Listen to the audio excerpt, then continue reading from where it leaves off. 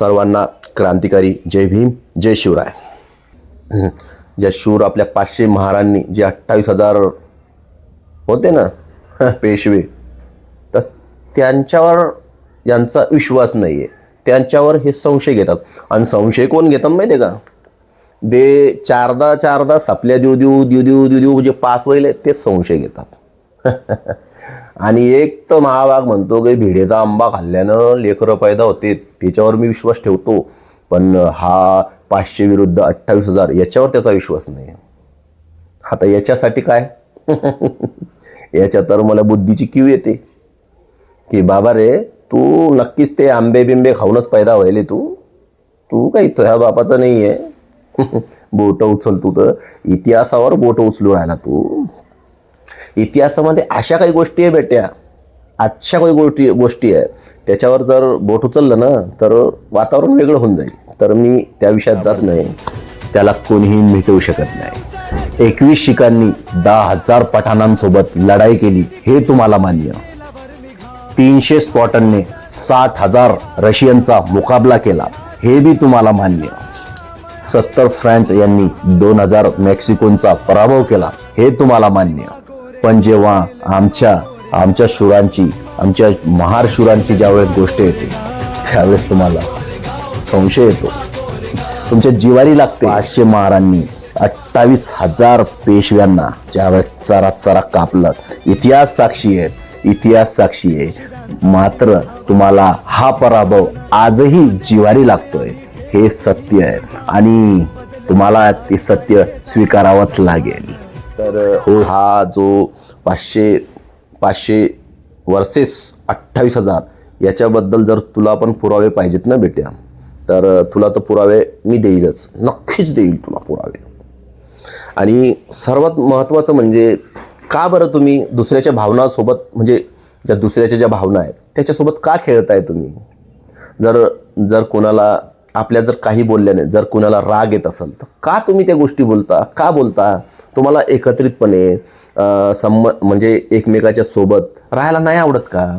अरे, आपल्या छत्रपती शिवाजी महाराजांनी हे स्वराज्य निर्माण केलं, 18 पगड जातीला एकत्रित घेऊन केलं रे. कधी समजल तुम्हाला? हे चोबे चाबे जे येतात ना, हे फक्त याच्यासाठीच आहे. हे 2014च्या बॅचमधले जे आहेत ना, फक्त त्यांचा जन्मच याच्यासाठी होईल आहे, याच्यासाठीच होईल त्यांचा जन्म, की बा आपल्यामध्ये फूट पाडावी, आपण एकमेकाच्या विरोधात लढावं आणि त्यांना राज्य करावं. तर सुधरा रे जरा. आणि जर आपल्या इतिहासावर जर त्यांनी बोटं उचलले की मग कशा मिरच्या लागतात ना मिरच्या. जर आपल्या इतिहासावर, मी काय म्हणतो, प्रत्येक जातीचा, प्रत्येक धर्माचा, प्रत्येकाचा आपल्या व्यक्तीला पाहिजेतच. जर त्यांना त्यांचा अभिमान आहे तर मग तुमची कहून जळती. माझं म्हणणं हे आहे, तुम्ही तुमच्या महापुरुषावर प्रेम करा ना, बिनधास्त करा. अरे, पण दुसरे जर त्यांच्या महापुरुषावर, त्यांच्या परिवारावर, त्यांच्या धर्मावर, त्यांच्या रंगांवर जर प्रेम करते तर त्यांना करू दे ना. तुम्ही कहून जळता? तुम्हाला नाही आवडत त्यांचं प्रेम तर तुम्ही तिकडं नका पाहू, तुम्ही इकडं घाला, तुमची इकडं काशी करा. तुम्हाला काय आहे तिथं? हां. आणि ज्या वेळेस तुमच्यावर बोटं उचलले मग तुम्हाला मिरच्या लागतात. तर असं नका करू रे, नका करू असं. तर माझं एकच म्हणणं आहे की दुसऱ्याचा आदर करा. तुम्ही जर दुसऱ्याचा आदर केला ना तर तुमचा नक्कीच आदर होईल. आणि तुम्ही जर दुसऱ्याचा अनादर केला तर मग तुमचं तर काही खरं नाही बुवा.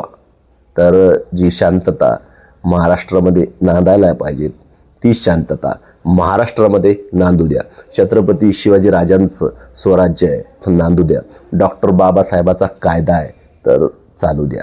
जे व्यवस्थित आहे ते राहू द्या. म्हणतात ना, कायदे में रहेंगे तो फायदे में रहेंगे.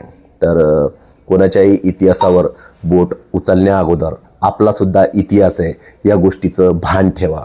आणि आपल्या इतिहासावर जर कोणी बोटं उचलली तर आपल्याला मुळीच पटणार नाही. म्हणून प्रत्येकाचा मान सन्मान करा. प्रत्येकाच्या इतिहासाच्या पानांवर नका बोटं घालू. बोटं भासतील तुमचे, बोटच नाही तोंड पण भासतील.